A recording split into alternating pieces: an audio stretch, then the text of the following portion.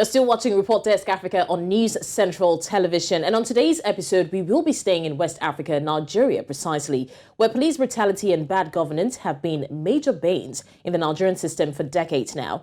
Now, with scores of unfortunate incidents and empty promises, aggrieved Nigerians fed up with the status quo came out in October 2020 in a series of protests that rocked the giant of Africa, demanding justice.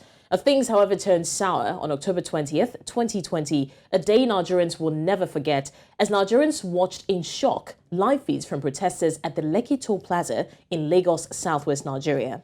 Now, although authorities in Lagos, where the incident took place, say the state has largely recovered from the destruction that trailed the protests, those who were traumatized and relatives of victims say they still await justice. Now, in this report that was put together by News Central's Dapo Adegboye, he revisits agitations of Nigerian youths 2 years after, particularly those who in one way or the other were affected. Do watch this. Patrick Okala is just one of many Nigerians still traumatized by the incident of October 20th, 2020, as he watched the peaceful protest become a nightmare. Some of our organizers now started shouting. I can remember one, her name is Miss Dabira. Yeah, my name. She started shouting, "Sit down, all of you, sit down. Chant the national anthem, wave your flag." Tagged the Sars protest, a slogan carved from calls for the disbandment of the then Special Anti-Robbery Squad, Sars, a perceived notorious unit of the Nigerian police force with a record of abuse of power. I hereby command all those that are gathered here to disperse peaceably and go about their lawful business. If you refuse to, force will be used on you. Although the unit was disbanded for the 5th time since its creation in 2015, the protests continue with demands extended to good governance outside the initial 505 demand, which include police reforms amongst others.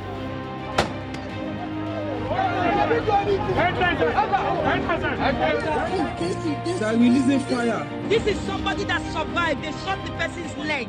Things, however, turned sour on October 20th, 2020, as Nigerians watched in shock live feeds from protesters at the Lekki Toll Gate Plaza in Lagos, southwest Nigeria.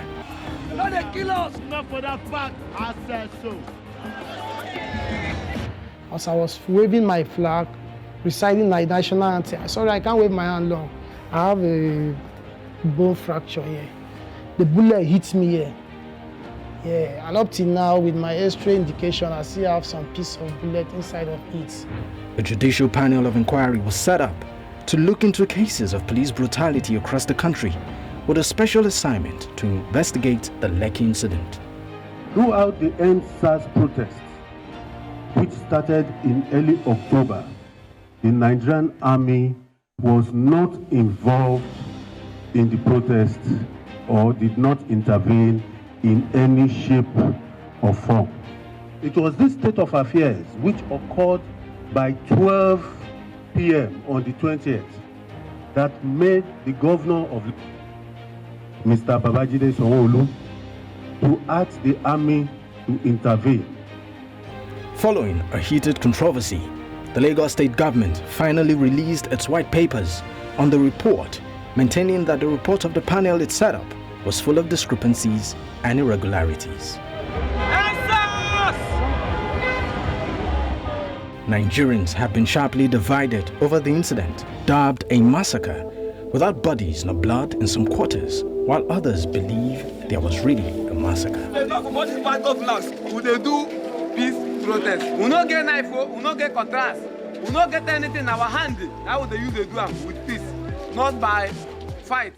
2 years after, there has been twists and turns. I am of the opinion that whether the pictures are photoshopped or whatever the statements are, is entitled to them. But one thing is certain that, and one thing we must remember is that life must be taken as very important in this part of this world. While some Nigerians like Patrick, who has decided to sorosoke, meaning speak up in Yoruba language, still demand answers, many say the Sars movement has birthed a third force changing the status quo of the country's political structure, even if it was paid for in blood. I just want justice. Dapo Adegboye, News Central Television.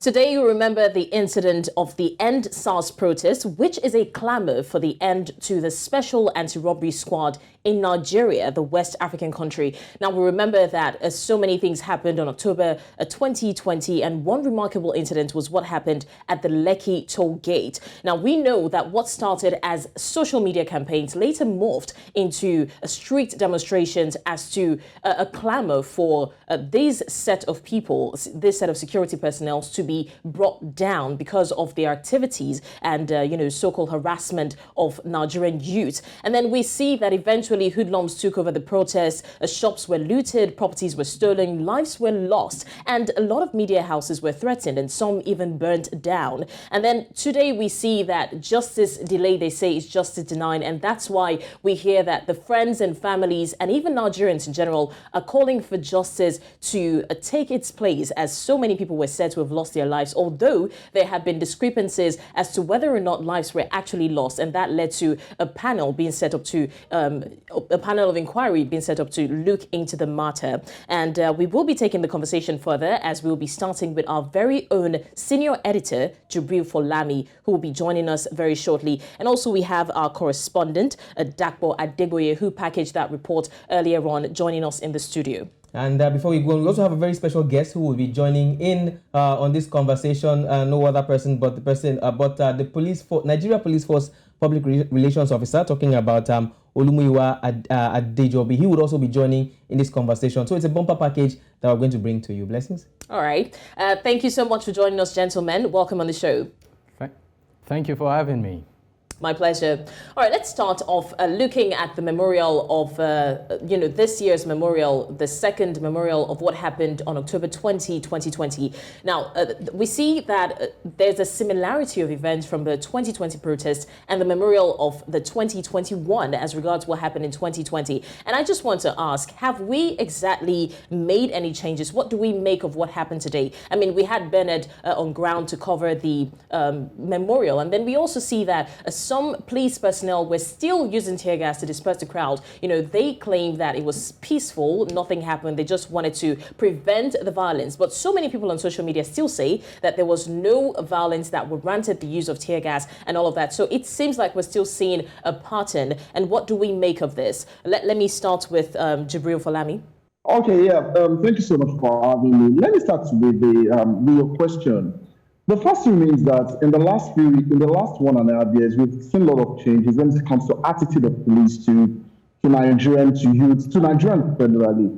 No doubt about the fact that there are still some bad eggs in the Nigerian police force, but you can't rule out the fact that we've seen a couple of improvements amongst the attitude of Nigerian police officers. Now, going back to the question you asked, talking about today itself, for some of us, our witness have covered the incident that happened in 2020, talking about the End Sars and the wanton destruction we saw in Lagos State. You will agree with me that any sensible government will not allow any gathering that can escalate to any level of destruction again in the center of excellence. No doubt about the fact that the protest was peaceful, but there was an agreement. And what was the agreement? We are going to walk through the toll gate. We are going to drive our car, as we are not going to converge. People must learn how to observe and stay with agreements whenever they make any. And that is why I feel that what the police did today, you cannot call that police brutality, but you can only say that we need to respect agreements. If you have come out as an organizer and say that, okay, today we are marking End Sars 2.0 by walking through the Lekki toll gate, not stopping, not converging, not addressing the place, and you have done that peacefully, I don't think there will be need for that kind of situation we saw today. Okay, Jubril, while you are speaking, please, I would like you to look at, if you can see this clip that is on, Jubril, Nigerians. If you can see this clip that is on, I totally agree with you. I took this shot with my mobile phone. Now, you see that's a canister of tear gas that was shot at journalists who scampered and who ran away. Now, I agree with you that if the producer can take that clip again, now truly, and I'll bring in the first PRO very soon, I totally agree with you. The flyer that went out was supposed to be for a peaceful protest, a drive-through where people will blare their horns, you know, and chant songs of solidarity. Even I was surprised to see that it wasn't a drive-through anymore. They were walking through, and at some point, they did block traffic, which may have been the reason why the police came in. But that other clip that I just pointed out was where the police was trying to, after clearing the crowd, now clearing journalists, and a canister of tear gas was shot at journalists. We have the responsibility of informing the people, informing our just, informing Africans on what is really happening. You understand? Yes. There was no need for any conversion or gathering of any sort at that place today. I really do beg to differ, Jubril. Jubril, if you can hear me, I beg to differ. I mean, I understand that there was an agreement initially, and then the people were not supposed to be converged at any point, but then the journalists had to be there. It's something that we all the people that and then before you go on, look at the tip I'm talking about here. You will see a canister of tear gas that will be shot at journalists just now. I'm sorry to cut you, Jubril. Now that was a water cannon that was spraying. I was taking this video, and then you see that was the canister straight into the journalists, and they ran away. Now the journalists were not causing any problem. They were not doing anything wrong, and then that canister was shot at them. Before you go on, Jubril, please, I would like to bring in the first PRO, Mr. Olumuyiwa Adejobi. Thank you so much for joining us. We appreciate your time. Yeah, good evening. Good evening. Good evening. How are you? Thank you very much. We are very well, thank you. We were just having our senior editor, Jubril Folami, who was speaking. We're going to bring him back on. But before we go on, we would like to ask, this is 2 years after Sars. Now, the base of Sars was police brutality, and not just, and then, it was a potpourri of several things, but police brutality was the first one and the major one. Now, where were we then in 2020, and where are we now concerning police brutality? Has there been significant improvement, or are we still seeing same of same? Let me get something right, because misuse of words is the greatest cause of errors. Okay. The people actually initiated NSAS, they were not saying brutality per se. They were saying they wanted police reform. Okay. So, and to me, NSAS has come, has gone. And it's quite unfortunate we had that particular incident in Nigeria. To me, it's the initiator who had the mind of working with the government to protest and tell the government that they want a change in the police. And the thing was later hijacked. It's just quite unfortunate. Anyway, so far so good. We both sides, we have learned one or two things from the incident, and every event becomes a history. So today, NSAS is a history, and I'm sure we have learned one or two things from it. But let me say, after the NSAS saga in 2020, the police has put certain things in place to ameliorate some of the problems we face internally in the police, to standardize our system. And I'm sure you have been following trends of development in the police, particularly under this present leadership of the force. Our men are very, very careful now. They are more professional, except certain and isolated cases of misbehaviors, inappropriate behaviors that we record. But generally, things have changed for good in the police, because they know that if you do anything wrong, you go home. If you don't go home, you lose your rank. If you don't lose your rank, you lose your promotion. If you don't lose your promotion, you'll be in the cell. If you are not in the cell, you are going to pay one fine or the other for any disciplinary action you have done or any criminal action you have done. So far, so good. We have been having it good in the police. Nigerians have been sending commendations to us, the headquarters, for steps we have taken so far to standardize the police, to sanitize the police. So the issue of brutality has gone, in fact, is reduced tragically. Now it's the police now that even suffer brutality for members of the public. I can say we have charged nothing less than 70 people to court for beating police on uniform of uniform. So reverse the case now. So I think hello? We can hear you. We can hear you, Muyiwa. Are you there, Muyiwa? Okay, so we can now say is the civilians or members of the public now that brutalize the police. We are with you. Please go ahead. Like we used to have 2 years ago. Well, Muyiwa, before we go ahead, I would like to bring in Dapo into the conversation. But before I do that, I would also still like to ask you this question. I mean, as much as the Nigerian police can be commended for their work so far, do we say that Nigerians can actually be in agreement with what you just said? I mean, from then till now, it doesn't seem like it has completely been elevated, talking about police brutality now. I mean, just a few months ago, we heard about a policeman who was beating a civilian with a cutlass and so many other cases like that. I know that probably it has been drastically reduced, but do you think that Nigerians will totally agree with that statement as regards, the total elimination of brutality? We know that the reform was one of the things they were asking for, but brutality was what birthed that demand, don't you think? The man that flogged somebody with a cutlass, I think he should be looking for a job in your station by now because he has gone. And that's the essence of it. If you are saying you should not do something wrong, and you have done something wrong, you are going to face the music. And the young man has one of us is not with us again. What we say is, in as much as we know in sociology, there's what we call deviant behaviors and anomen. It's a theory. People are able to do what they want against the norms and tradition of our society. So in the place we have code of conduct, we have our ethics, we have standard operating procedure, and we have a legal framework within which we operate. So if you go outside all this, you are on your own. Used machete to flog someone in Calabar, that's Cross River State, has gone home. The one that slapped somebody for alleging him to have been checking his phone against the directive of the Inspector General of Police has gone home. The guy that was justifying or dignifying collection of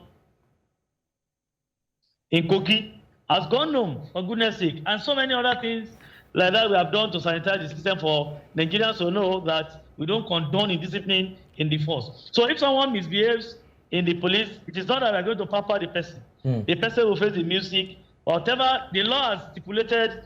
Various offenses for various punishments for various offenses. So if your own is to go home and face charges, if it's a criminal offense, a person will be dismissed and go.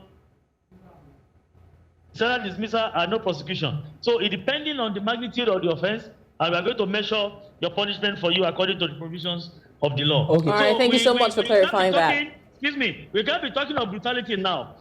Nigerian police officers don't brutalize now. But what I think I receive on daily basis is case of stopping boys, suspected Yahoo boys, we let them collect money. It's different from brutality per se. Now we are talking of corruption now. And it takes two to tango.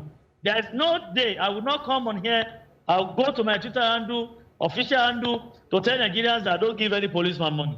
Instead of giving them money, call me. Or call all the PROs across the country, or make use of our social media platforms to complain against such. We know the language. You can't call me now, and the policeman will say, go ahead and collect money from you. It's not possible. For in the normal parlance, we say, you don't carry two heads. Okay. So the thing is, the difference between what you experience, brutality has gone. In fact, you are the one suffering brutality now. If you see cases of civilian beating up policemen, even with arms. So now they can talk of extortion, which of course we are attacking that one headlong because it takes you to tango. Most of the people that fall victim of this too, they have certain things they are hiding in their head. That's the problem. Many of them, they were found with drugs, Indian all sorts of criminating items. They want to settle the police. But after settlement, they still come back again that police has collected money, police has done this, police has done that. So let us separate the two.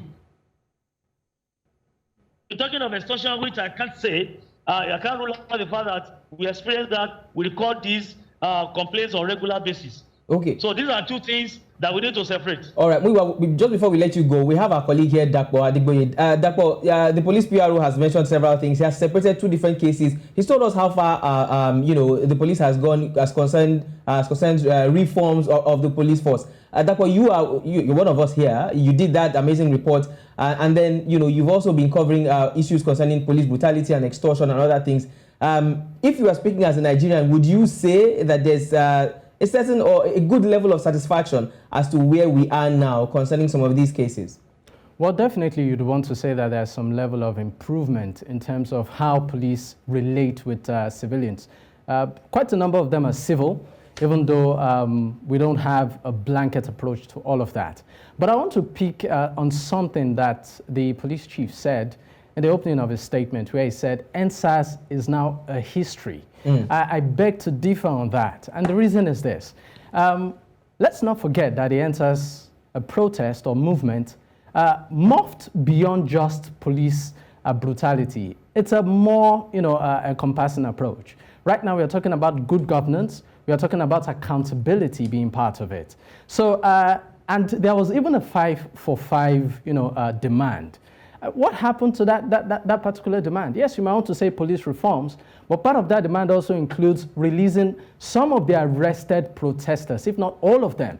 Part of that demand includes compensation for those that were, affected, particularly those probably that were hit by bullets, injured and all of that. That is still hanging, amongst other issues. So that's part of the reason why all of these people, are out there. And I think a very important thing also, what we see play out is the lack of trust, right? Part of the fears of those that came out is that once this administration is over, it's as almost good as dead, because the new administration will say, you know what, we probably never sat down to have this conversation with you. So it's like starting from the scratch. So I don't think, the EndSARS, movement right now is a history, because there are several on ironed edges, that have not really, been dealt with yet. Okay, Dapo, thank you very much. I quickly like to come back to the police PRO before we let you go, sir. Two things I would like to bring forward to you. First of all, you talked about how the police has improved and increased the engagement with the public, particularly via social media. We see that a lot coming from your office and, of course, from the PRO of the Lagos State Police Command, which is quite impressive. My first question is, how much success have you been able to achieve? What kind of improvement have you gotten based on the use of social media now to engage the people? How successful has that been for you? And my second question is going to be a follow-up to something you said earlier, particularly the young man who was beating someone with a machete, who has been let go of now. When the police lets go of these men or women, as the case may be, what next? It's like a medical doctor who has been fired for wrong practices. Remember that this person still has the skills of healing. So these officers still have the skills of being law enforcement agents. Will there still be monitoring upon them to ensure that they do not use these skills that have been learned to perpetrate other acts? Thank you. Let me quickly say one or two things. Let me call Dapo's attention to this. Me saying EndSARS is a history today is contextual history. Because you are doing 2 years now after EndSARS, you are referring to this.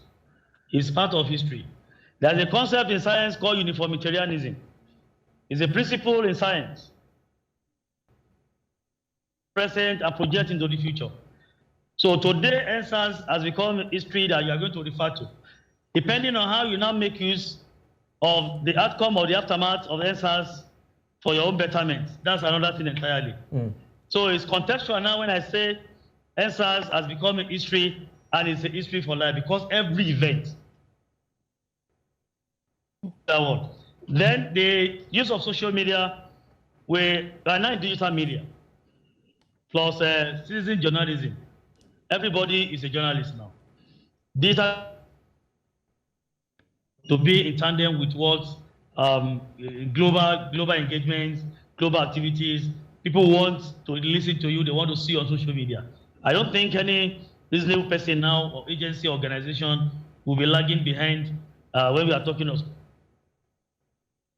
Notice that Nigerians, particularly the teeming youth, they want you to engage them on social media. And I'm saying it without missing any words. And I enjoy being on Twitter. Like me, I'm very, very active on Twitter.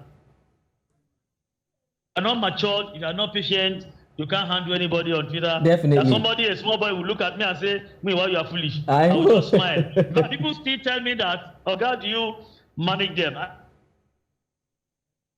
Temperamental, you can't be on Twitter. Tell your 2IC to do it. You want mature hands that will handle you on Twitter. Me now, I know that whatever I say on Twitter is a story. So I must be careful what I say through Twitter to engage Nigerians, to listen to complaints, to address issues. And I can tell you that today, every day I receive more than almost 1,000 cases. On Twitter, most of these cases have been handled. In fact, many complainants will tell you, I don't want this case to go further. I don't want this man to be dismissed. Many have come to my office. I don't want this man to be dismissed. And please, Oga, detain him. I prefer detention than dismissal. Even Nigerians will always beg on their behalf. So we have made this on social media in so many areas. And for the partnership that works, we have adequate engagement with Nigerians, and they appreciate this on regular basis. We make them laugh. At times, I throw banters for all of them on Twitter to laugh. And I think many of them have been sending messages to me to thank me. In fact, there are some that even send attackers to me. 1,500, I still appreciate them. They will say, Oga, just money because they transfer. I said, no, I don't need them. Oh gosh, you send me my own Twitter handle so that you can transfer my Thank you, Muyiwa, and thank you for clarifying that. I mean, I think that is one of the major things. Excuse me, for those, let me say this, for those that are dismissed, we retrieve our document from them, we blacklist them from our list. If they decide to go and join a bad gang tomorrow, I pity them. Any dismissed officer, either the military, police, or security operative that has been, I bear with you, is going to be the first person to fall if they have a encounter with any operation. If they go out in any operation, the first casualty will be that man who has trust given to him. Now working against the state will be the first person to fall in battle. So they know. Most of them don't even do it. What they do is to wait and go. Then dismissal, and some courts, some judgments have restated many of them, whereas some have still been declined not to come back to police work again. So we know how to handle them, we know how to manage them, we know how to prove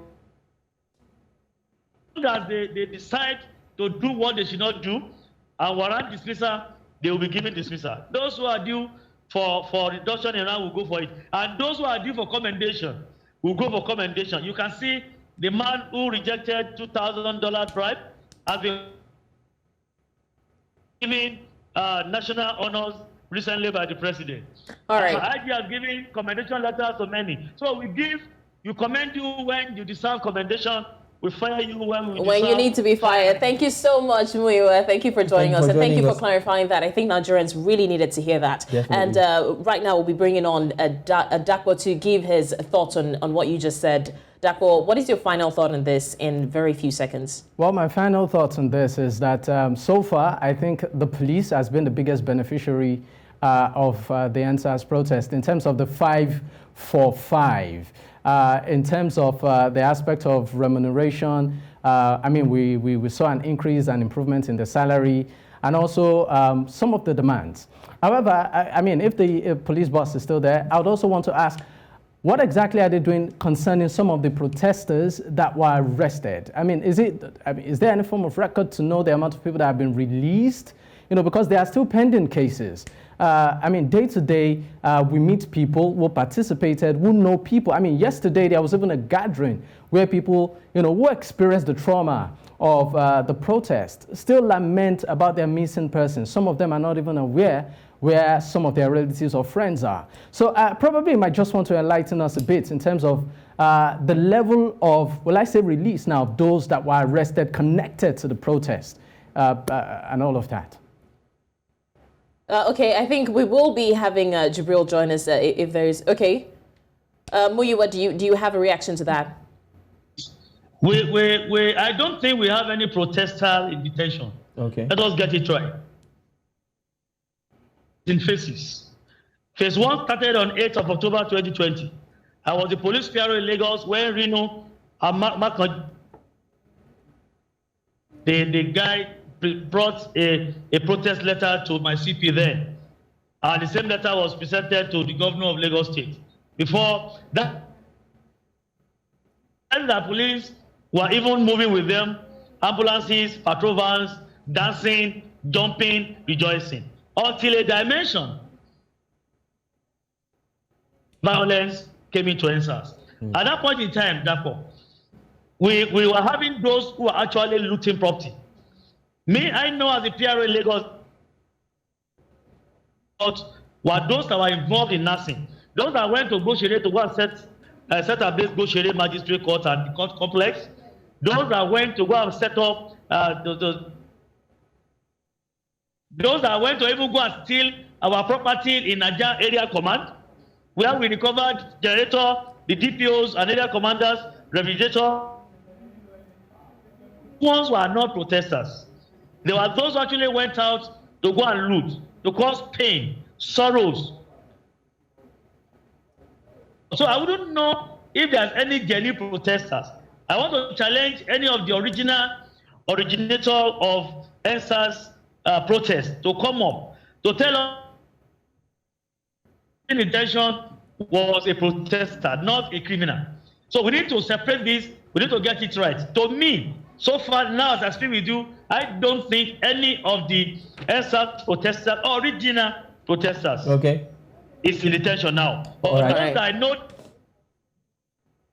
court and the cases have been concluded or the cases are still active in court.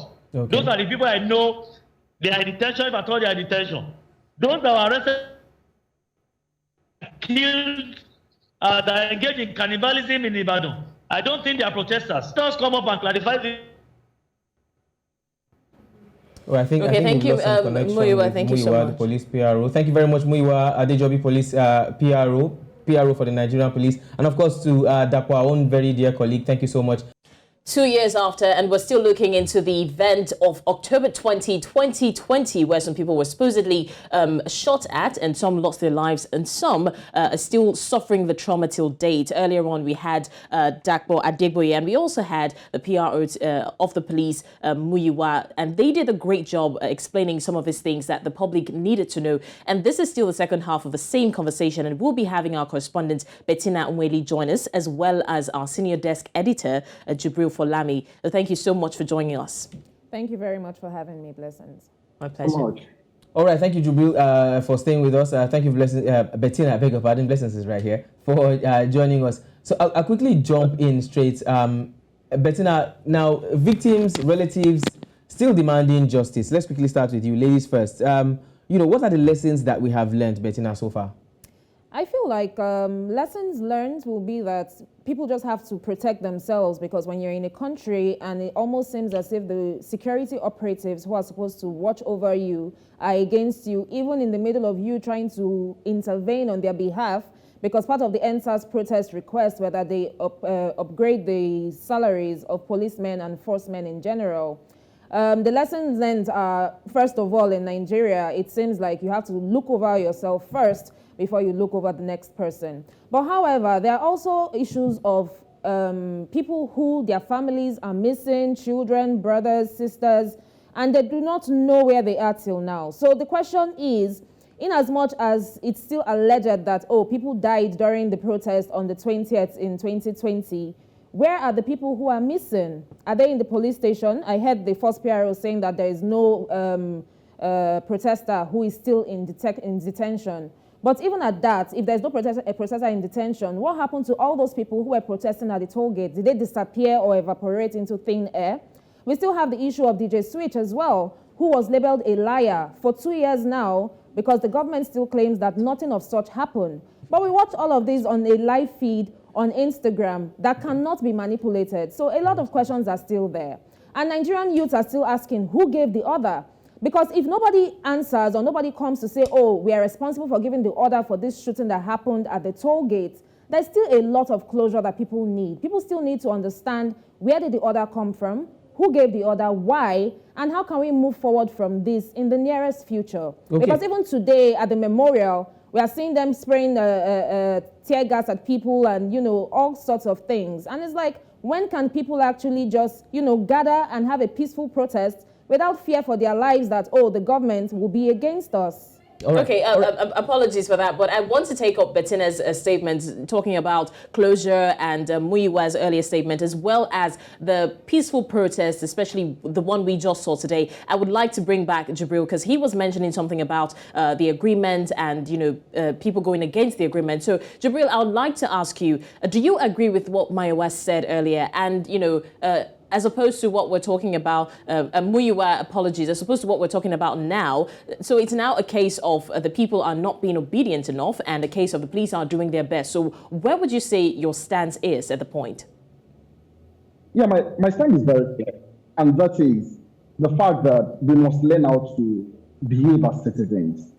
If you're doing a peaceful protest, you have been given laws, you have been given some kind of regulations, you have agreed to some things. You must follow those agreements. Now, it's just a pity that Muyiwa is not here. I actually worked with Muyiwa while he was PPRO of Lagos State, and I was quite part of the team that actually went around Lagos State. When that accident happened in Lagos State, it was quite monumental. It was quite, it's something that you can never be proud of.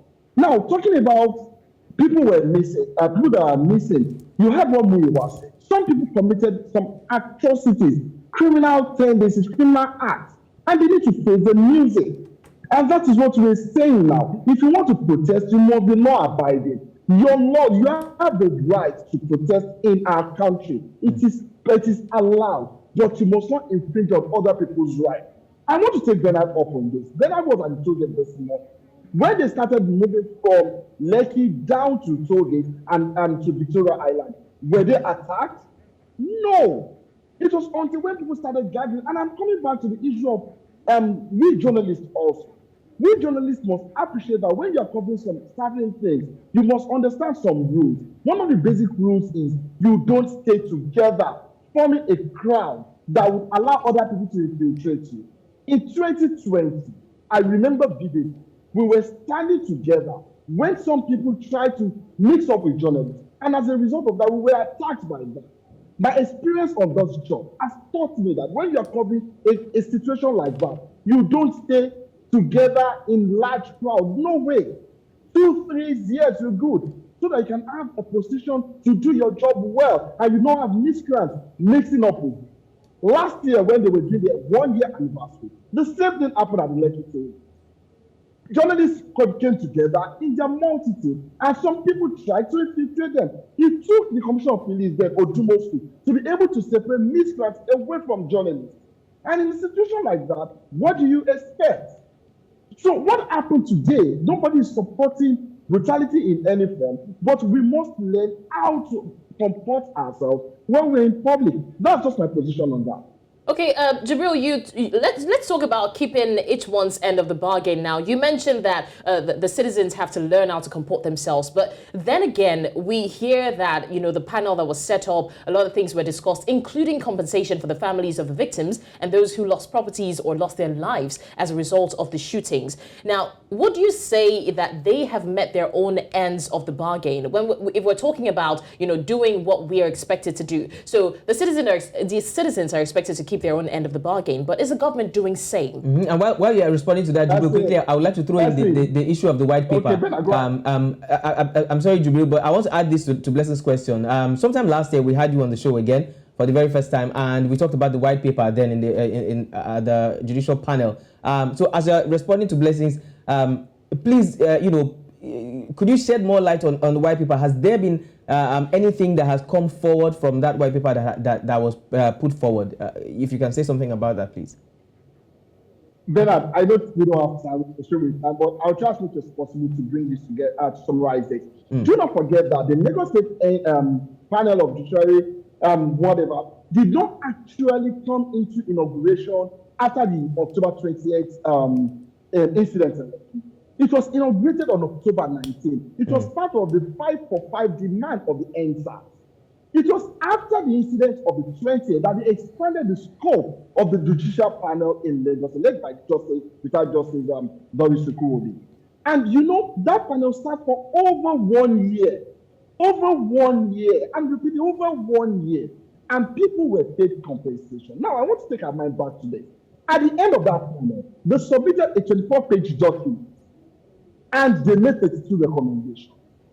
And out of the 32 recommendations that were made, 11 were accepted by the state government, 1 was rejected, 6 for modification, and 14 fall under the jurisdiction of the federal government.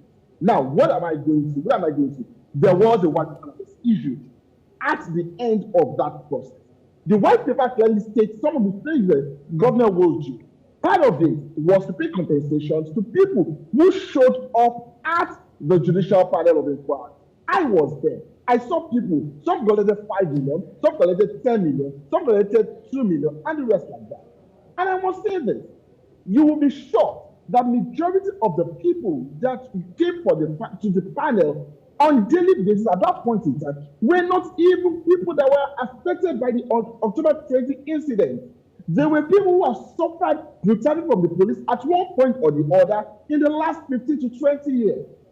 So now, you want to accuse the government. Let us accuse the government, but the government has done its side. You requested for panel of inquiry. They've given you that. They give you the opportunity to come forward. They have paid people who were affected at one point or the other. So it's all about now we need to be responsible as citizens now. The government must keep their budget, and we as citizens must respect the laws and orders. For me, I will never see anything that will bring any country down. Don't just limit this to Nigeria alone. Look at what happened in Ghana last year, Benin. Or is it this year? This year. Look at the last year and this year, actually. This year, you were part of it. Yes. We covered it extensively. Millions of properties were destroyed. Do you understand? Who is rebuilding that place? Look at what happened at Igbo. The court is still not in order today. Yes. Look at what happened in several police stations across Lagos State. Those are things we need to be telling our people. Yes, you can protest, but don't allow people to infiltrate you. All right, thank you so much. You'll be putting the lives of others in jeopardy. All right, we really appreciate so much, Jubril. Thank you. Because of our time, we would not be able to go extensively into that. But Bettina, what is your final thoughts in 2 seconds? Okay, my final thought, I will just say that I think the government has learned and the citizens have also learned. Just like JB said, we need to, just give back to one another. We need to abide with law and order, and citizens also need to do the needful. All right, thank you so much, Bettina. Well, before we let you go, Bettina, I would like you to run us through our forecast. It's your first time on the show, debutant, as we call them. And, well, like you probably know, our forecast is that little crystal ball that we look into, and that tells us what might just be happening in the future, the coming week. So please look into that ball and tell us what you see. All right, inside the crystal ball, we have 3 items that we'll be closely watching coming for next week. 2 years after the Sars incident, we'll be looking at when the Amnesty International talking about the vast majority of protesters arrested in October 2020 still being arbitrarily detained without trial. Now, they are urging authorities to ensure that perpetrators of the violent crackdown on the #EndSARS protesters are brought to justice in fair trials and address impunity of police brutality. Next, we'll head over to another one. This one is coming from another country, actually, the Chad pro-democracy protest. Security forces in Chad used force to disperse a banned protest calling for a quicker transition to democratic rule.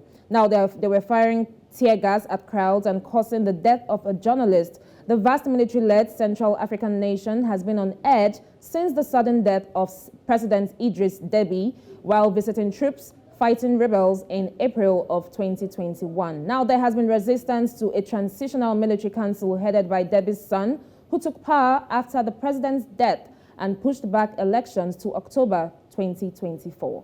And finally, we'll head into Burkina Faso, where they have a new strongman who will be inaugurated as president of the transition on Friday, October 21.